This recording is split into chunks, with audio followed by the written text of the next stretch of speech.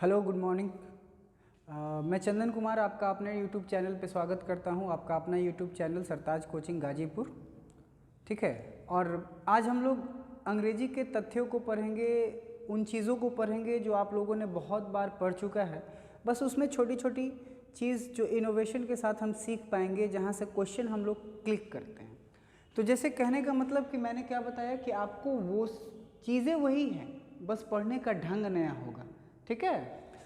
आज हम लोग बात करेंगे आर्टिकल की, क्या होता है, कैसे ये काम करता है और कैसे अंग्रेजी भाषा में इसका अपना एक महत्व है ना।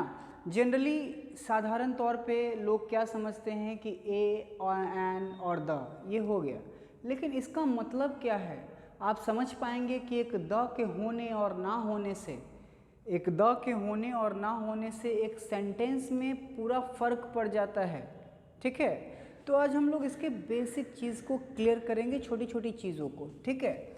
अगर हम बात कहें कि आर्टिकल होता क्या है, तो अगर हम कहेंगे कि it is a kind of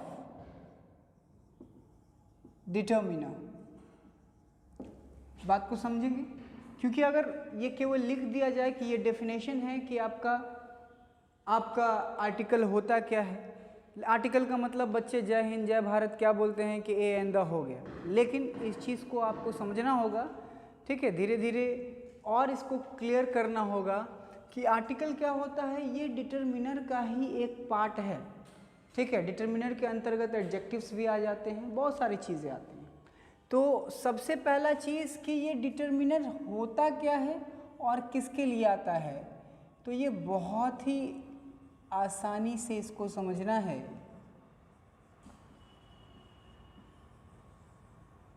सभी चीज़ों को हम लोग क्लियर करते जाएंगे, इसलिए पहला चीज़ कि आर्टिकल होता क्या है, तो it is a kind of determiner and determiner qualifies only noun. इस चीज़ को बार बार समझेंगे कि डिटरमिनर किसके लिए यूज़ करते हैं, डिटरमिनर अर्थात आर्टिकल किसके लिए यूज़ करते हैं, तो केवल और केवल नाउन के लिए। इस चीज़ को समझें कि आर्टिकल होता क्या है my dear, it is a kind of determiner and it qualifies only noun. कहने का मतलब क्या है कि आर्टिकल एक तरह का डिटरमिनर है और डिटरमिनर किसके लिए प्रयोग में लाए जाते हैं, तो केवल और केवल नाउन के लिए प्रयोग में लाए जाते हैं, ठीक है। तो अब बात आती है कि नाउन क्या होता है। हम लोग बचपन से पढ़ते आ रहे हैं कि नाउन क्या होता है ना। तो दुनिया में किसी भी चीज़ का नाम, जिसका नाम है, सपोज़ ये मार्कर है, ये कलम है, इसका नाम है कि ये कलम है, तो ये क्या है, नाउन है। हमने पहना है इस शर्ट, इसका नाम क्या है, शर्ट, ठीक है, तो क्या है, ये नाउन है। और दूसरे तरीके से आप ये समझ सकते हैं कि दुनिया में वैसी वस्तुएं जिसकी उत्पत्ति हुई और जो कभी ना कभी ख़त्म होगा, अर्थात कहने का मतलब क्या है कि जो कभी ना कभी शुरू हुआ और कभी ना भी कभी ख़त्म होगा, वो सारा का सारा क्या है, नाउन है, संज्ञा है ना। इस चीज़ को समझेंगे कि दुनिया में जितनी भी चीज़ों की उत्पत्ति हुई है और जो कभी ना कभी ख़त्म होगा, वो क्या है, नाउन है, वो संज्ञा है। वो समझने का सबसे इम्पॉर्टेंट तरीका यही है, ये नहीं कि नाम किसी का भी, मतलब इसको इस लॉजिकली समझें कि दुनिया में जितना भी चीज़ हमें दिखाई दे रहा है, जितना भी चीज़ बना है और कभी ना कभी वो ख़त्म होगा। मेरे कहने का तात्पर्य क्या है कि अगर ये एक कलम है, ये कभी ना कभी इसका निर्माण हुआ और कभी ना कभी ये ख़त्म होगा, तो ये नाउन है, ये संज्ञा है। संज्ञा को समझने का सबसे आसान तरीका यही है कि दुनिया में जो आया है और जिसका अंत होगा वो नाउन है। तो कहने का तात्पर्य क्या है कि आप समझें कि आर्टिकल डिटरमिनर होता है और ये किसके लिए प्रयोग में लाए जाते हैं, केवल और केवल नाउन के लिए, ठीक है। अगर हम बात करें काइंड का, आप बहुत अच्छे तरीके से जानते हैं ये दो तरीके का, इंडेफिनिट और डेफिनिट। इंडेफिनिट ए और एन और डेफिनिट में द। समझे बात को कि भाई काइंड दो तरह का, इंडेफिनिट और डेफिनिट। इंडेफिनिट ए और एन और डेफिनिट में क्या हो गया माय डियर, द। तो पहले इसके हिंदी के अर्थ को जानेंगे। ए और एन का मतलब क्या होता है? ए और एन का मतलब क्या होता है? एक। बात को समझे, ए और एन का मतलब क्या होता है माय डियर? एक या कोई। ये किताबों में इसका जिक्र नहीं है, लेकिन आप हिंदी में समझिए इसको कि ए और एन का मतलब क्या? एक तो होता ही है, सभी कोई को पता है कि ए और एन का मतलब क्या होता है माय डियर? एक। लेकिन इसके साथ साथ ए और एन का मतलब कोई भी होता है। इस चीज़ को समझिए कि ए और एन का मतलब हिंदी अर्थ क्या है? एक या कोई। हम लोग अभी एग्जाम्पल्स के तौर पे भी देखेंगे कि कब इसका प्रयोग एक या कोई के रूप में किया जाता है। तो सबसे पहला चीज़ कि आज हम लोग सीखेंगे ए और एन के प्रयोगों को। ठीक है, कहाँ कहाँ कैसे कैसे यूज़ में लाए जाते हैं। ठीक है, तो चीज़ को समझे, पहले समझ लें हिंदी क्या होता है? एक या कोई। तो एक सवाल है कि जनरली आपको बताया जाता है कि माय डियर ए और एन के यूजेस में क्या अंतर है। तो आपको बताया जाता है कि वॉवेल से शुरू होगा तो एन का यूज़ करेंगे, कॉन्सोनेंट से शुरू होगा शब्द तो ए का यूज़ करेंगे। लेकिन यहाँ पे इस चीज़ को बहुत ही आसानी से क्लियर करते हुए आगे चला जाए कि माय डियर हमको अंग्रेजी के वॉवेल और कॉन्सोनेंट से तो कोई मतलब है ही नहीं। बात को समझेंगे, अंग्रेजी के वॉवेल और कॉन्सोनेंट से मतलब है नहीं। It's all about the matter of pronunciation. कहने का मतलब क्या है कि ये सारा का सारा चीज़ किसके ऊपर डिपेंड करता है, किसके ऊपर निर्भर करता है? तो वो है आपका उच्चारण।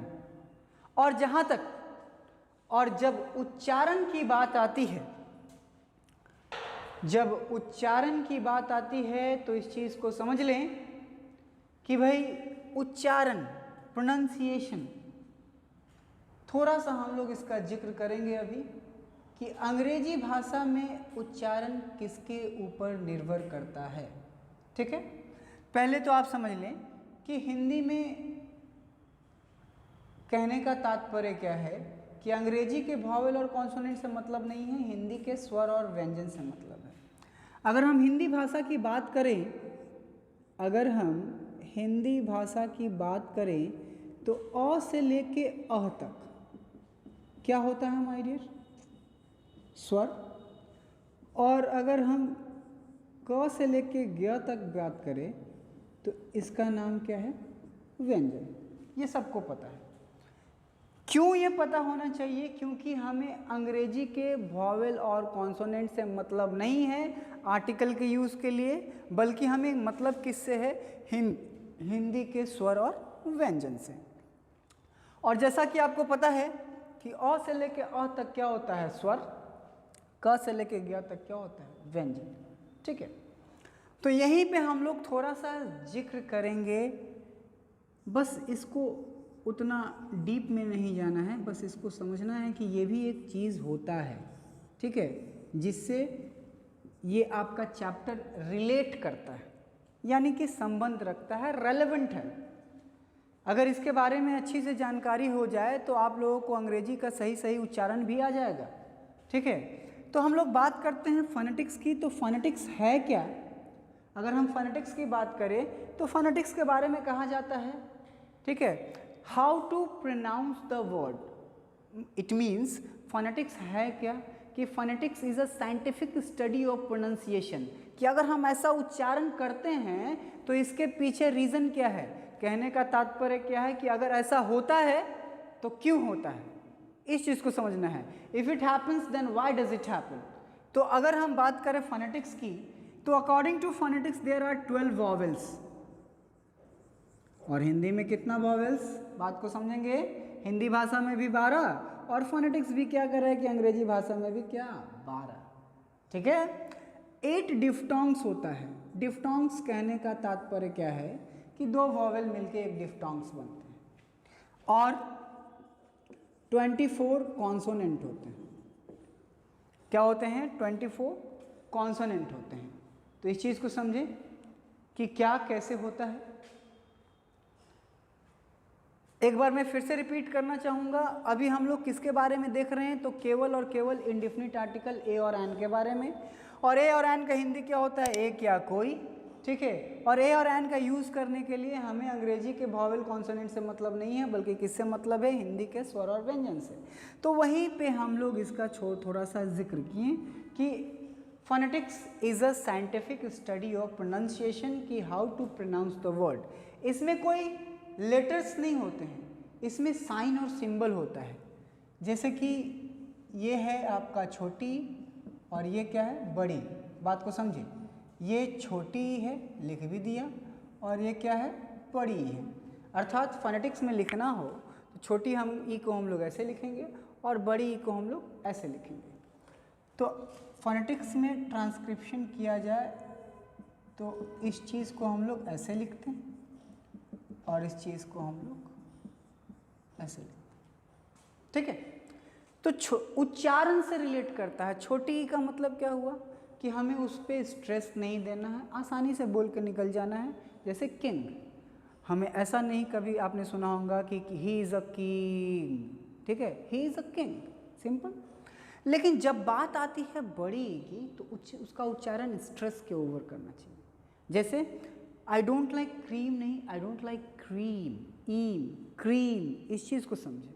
तो खैर हमें उतना दूर नहीं जाना है, बस हमें यही समझना है कि माय डियर, ए और एन का प्रयोग करने से पहले हमें ये देखना है कि वो हिंदी का स्वर है या व्यंजन।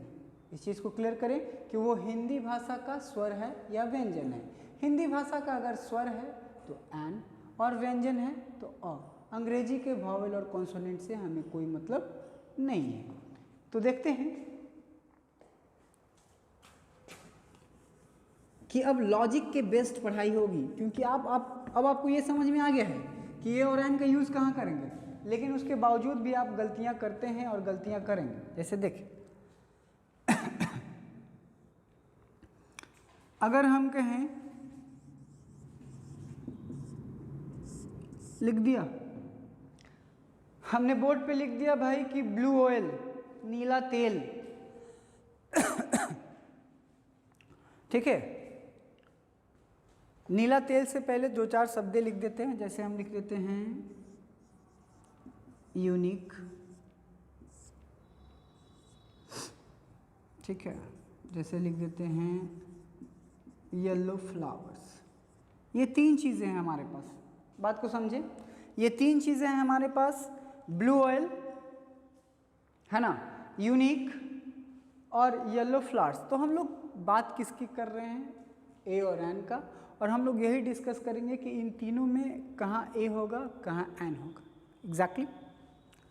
तो देखिए, अगर हम बात करें ब्लू ऑयल का तो आप लोग क्या कहेंगे। तो अगर हम जोड़ दे दिमाग पे, सबसे पहला चीज़ तो ब्लू ऑयल, नीला तेल, यूनिक, हिंदी भी जाने, अजूबा है ना, येलो फ्लावर्स, पीला फूल, फूल नहीं, फूलों की बात हो रही है। तो सबसे पहला चीज़ कि ये जो ए और एन है माय डियर, वो किसके लिए यूज़ होगा, आप यहाँ देखिए लिखा हुआ है। आर्टिकल किसके लिए यूज़ होगा, तो नाउन के लिए। अगर हम यूनिक की बात करें तो यूनिक का हिंदी क्या होता है, अजूबा। यूनिक का हिंदी क्या होता है, अजूबा, ठीक है। और अजूबा की अगर हम बात करें माय डियर, तो ये क्या है, एडजेक्टिव है, इसलिए इसके आगे क्या होगा, कुछ नहीं होगा। अगर यहाँ से चीज़ें नहीं समझ में आती है तो एकदम सिंपल भाषा में हम लोग लिखते हैं ऑनेस्ट, एकदम आसान भाषा। आपके लॉजिक पे भी आते हैं कि अगर हिंदी में हम इसको ऐसे लिखें, ओ यानी क्या आ रहा है, स्वर, स्वर आ रहा है, तो आपके अकॉर्डिंग क्या होना चाहिए यहाँ पे, एन ऑनेस्ट। लेकिन ये कहना बिल्कुल गलत होगा। क्यों गलत होगा माय डियर, कि ऑनेस्ट का हिंदी क्या होता है, ईमानदार, और ईमानदार क्या है, एडजेक्टिव, और एडजेक्टिव के लिए कोई आर्टिकल का यूज़ नहीं होगा। क्या हम हिंदी में कहते हैं, क्या हम कहते हैं कि वह एक ईमानदार है, we never say like that. हम ऐसा कभी नहीं कहते हिंदी भाषा में कि वह एक ईमानदार है। हम क्या कहते हैं कि वह एक ईमानदार व्यक्ति है। हम क्या कहते हैं कि वह एक ईमानदार व्यक्ति है। तो ये जो एक शब्द है, हिंदी में समझे कि ये जो एक शब्द है वो ईमानदार के लिए नहीं बल्कि किसके लिए है। इस चीज को समझे, हिंदी में समझे कि वह एक ईमानदार व्यक्ति है, वह एक ईमानदार है। ऐसा हम लोग कभी नहीं कह सकते हैं, कहते हैं कि वह एक ईमानदार है। हम लोग क्या कहते हैं कि वह एक ईमानदार व्यक्ति है। यानी ये जो एक शब्द है, एक जो शब्द है वो किसके लिए आ रहा है? व्यक्ति के लिए आ रहा है। अर्थात कहने का तात्पर्य क्या होगा, ए और एन का हिंदी क्या होता है? एक। ये किसके लिए आएगा माय डियर? सबसे पहले क्या सीखेंगे कि वो नाउन के लिए आएगा। फाइन, आगे देखिए, ये चीजें समझ में आई कि ऑनेस्ट एडजेक्टिव है। और हिंदी में भी हम कभी ऐसा नहीं कहते हैं कि वह एक ईमानदार है, वह एक ईमानदार लड़का है, वह एक ईमानदार लड़की है, वह एक ईमानदार व्यक्ति है। अर्थात कहने का मतलब क्या हुआ कि एक किसके लिए आ रहा है? लड़का के लिए, लड़की के लिए, व्यक्ति के लिए। यानी कहने का तात्पर्य क्या हुआ कि एक किसके लिए आ रहा है? नाउन के लिए आ रहा है। एक किसके लिए आ रहा है? संज्ञा के लिए आ रहा है। Got it? अगर हम अपने दूसरे एग्जाम्पल्स पे आए, ये आपका दूसरा एग्जाम्पल्स ब्लू ऑयल, नीला तेल। क्या हिंदी में हम कभी कहेंगे कि एक नीला तेल? क्या हम कभी कहते हैं कि एक नीला तेल लाओ, एक लीटर नीला तेल लाओ? इस चीज को समझे।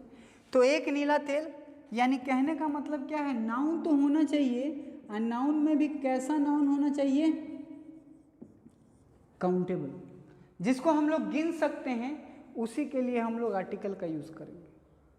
कहने का मतलब सबसे पहले क्या चेक करेंगे कि वो नाउन है कि नहीं, नाउन के बाद क्या चेक करेंगे? वो काउंटेबल है कि नहीं, और उसके बाद येलो फ्लावर्स, एक पीला फूल हो। कभी कहेंगे हम लोग कि एक पीला फूल हो, एक पीला फूल। कहने का मतलब क्या है कि ये जो नाउन भी होना चाहिए, काउंटेबल में भी कैसा होना चाहिए? ये लॉजिक है आपका। आर्टिकल को आगे बढ़ने से पहले ये लॉजिक जान लें कि आर्टिकल ए और एन का हिंदी क्या होता है? एक, वो नाउन के लिए यूज होगा। नाउन में भी कैसा नाउन होना चाहिए? काउंटेबल होना चाहिए। और काउंटेबल में भी कैसा नाउन होना चाहिए?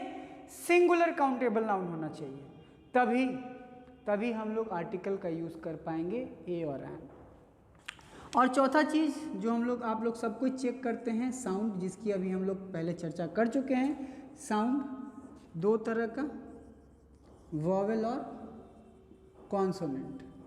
और इसमें भी अभी हम लोग को किसका जिक्र करना है? हमें साउंड में वॉवेल और कॉन्सोनेंट, है ना।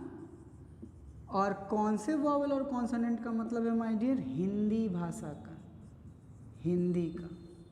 अर्थात स्वर और व्यंजन पे ये बातें निर्भर करती है। ठीक है, हिंदी के स्वर और व्यंजन पे। जैसा कि हम लोग लिखते हैं, दो चार एग्जाम्पल समझ लें। जैसे हम लोग लिखते हैं MP, ठीक है। हिंदी में अगर हम M लिखेंगे तो कैसे लिखेंगे? इस तरह से। तो ये पहला जो लेटर है वह स्वर है या व्यंजन है? इंग्लिश नहीं देखना है, अंग्रेजी भाषा को नहीं देखना है, ये तो कॉन्सोनेंट है। लेकिन जब इसे हम हिंदी में लिखेंगे तो पहला शब्द क्या है? स्वर है। अर्थात हम लोग यहाँ पे क्या यूज़ करेंगे? NM। ठीक है। अगर हम बात करें कि SDO, यहाँ भी यही बात आता है। S पहला लेटर क्या है? स्वर, NSDO। अगर हम बात करें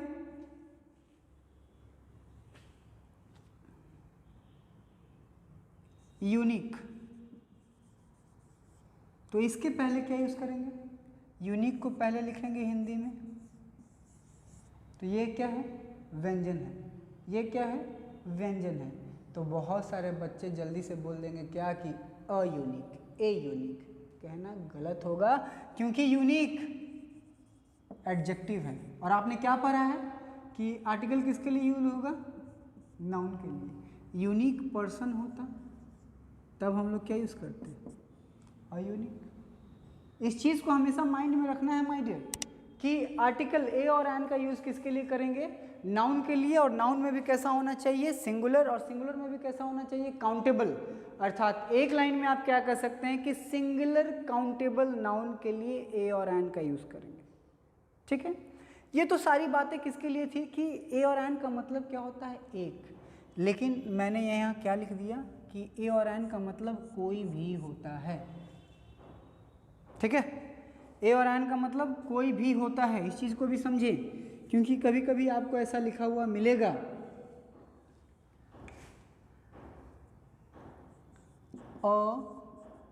mister Ram is come to see you.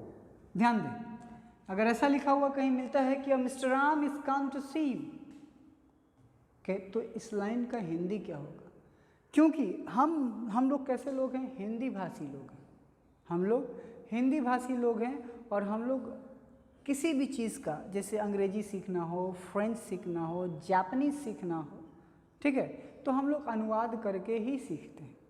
ठीक है, तो कहने का मतलब है अगर ऐसा कहीं लिखा हुआ है कि mister Ram is come to see you, तो इसका मतलब क्या हुआ कि कोई मिस्टर राम आपसे मिलने के लिए आए हुए हैं जिनके बारे में मुझे जानकारी नहीं है। अगर ऐसा कहीं लिखा हुआ मिलता है आपको कि mister Ram is come to see you, it means this person is unknown to me, मैं उसे नहीं जानता हूँ। आप ऑफिस में बैठे हैं, मैं बाहर गया, कोई मिस्टर राम आए हुए हैं आपसे मिलने के लिए, यही बात मैं आपको आके बता रहा हूँ कि कोई मिस्टर राम आपसे मिलने के लिए आए हुए हैं, तो वहाँ पे अंग्रेजी भाषा में क्या लिखना होगा कि mister Ram is come to see you.